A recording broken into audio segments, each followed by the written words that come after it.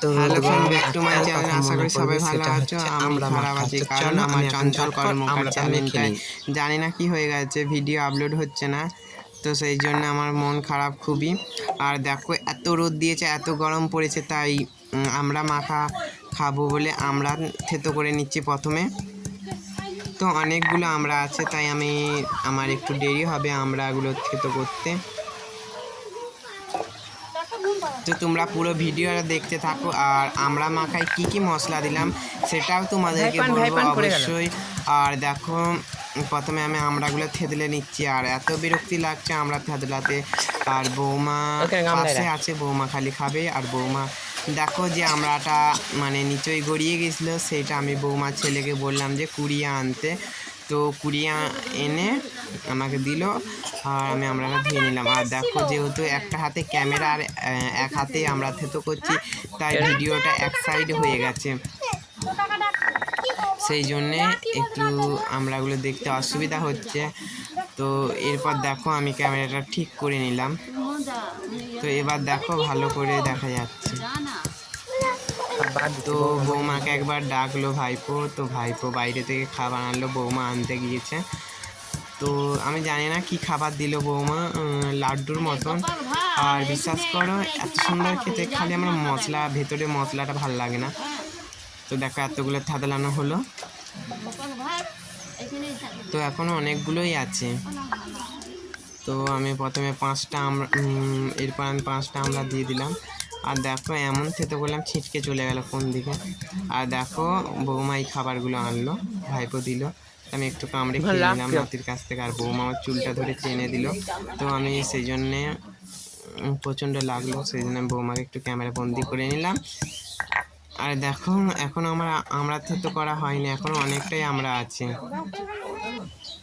আচ্ছা, আর আমি আমার থেতো করতে পারলাম না, তাই আমি অর্ধেক আমরা ছেড়ে দিলাম। আর দেখো বৌমাকে বললাম যে, বৌমা বললো যে শুকনো লঙ্কা দিবে, আমি বললাম না লঙ্কাগুলো পুড়িয়ে দাও। আর অল্প একটু সরষে দিল। তো দেখো পুরোতে পারছে না, এই আগুনে কি হয়। দিয়ে বৌমা উনুন থেকে আগুন বার করতেই পারছিল না, শেষমেশ পেলো বার করে। আর লঙ্কাগুলো দেখো পুড়িয়ে নিল। আর আমার প্রচণ্ড কাশি হচ্ছিল লঙ্কার মানে ঝাঁঝটা নাকে আসার পর। তো বৌমাও যত মানে কাশছিল, আমি তত কাশছিলাম। তো হয়ে গেল দেখো আমাদের লঙ্কা পোড়া। এবার আমরা হচ্ছে যে লঙ্কাটাকে বেটে নেবো। আর লঙ্কাটা দেখো ধরে গেছে, সরষে নুন আর শুকনো লঙ্কা বেটে নেবো একসঙ্গে। তো ক্যামেরাটা বন্ধ করলাম একটু, তো আমি বেটে নিই।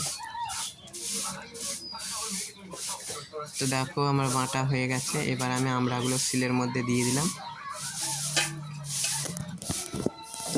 তো এর মধ্যে আমি দিলাম জিরে গুঁড়ো,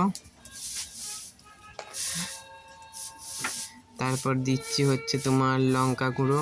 তো শুকনো লঙ্কা দিয়েছি বলে আর গুঁড়ো লঙ্কা দিলাম না বেশি, তা ঝাল হয়ে যাবে প্রচণ্ড, ওই জন্যে দিলাম না। আর একটু সরষের তেল দিয়ে দিলাম, আর দিয়ে দিচ্ছি চিনি।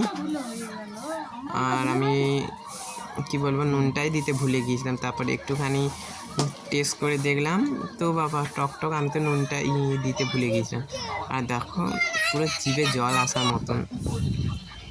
তো আমি লেবু পাতা ছিঁড়তে গেলাম, তো লেবু পাইনি বলে, তো লেবু পাতাগুলো আমি ধুয়ে নিলাম। ধুয়ে নেওয়ার পর হাতে একটু চটকে নিলাম যাতে সেন্টটা বেরোয়। তো বিশ্বাস করো অসাধারণ হয়েছিল, পুরো জিভে জল আসার মতন একটা রেসিপি। তো গরমে খেয়ে পুরো শান্তি পেলাম, আত্মা পুরো তৃপ্তি পেল খেয়ে। আর আশেপাশে যতগুলো ছেলে ছিল তাদেরকেও একটু করে দিলাম, তো তাদের আগেই জিভে জল চলে এসেছিলো।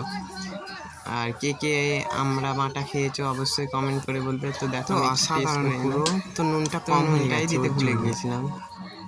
তো দেখো আমি এখন নুনটা দিয়ে দেবো, এবার ঠিক আছে, পর অসাধারণ পুরো লাগছে। তো আমি বাটিতে তুলে নিলাম।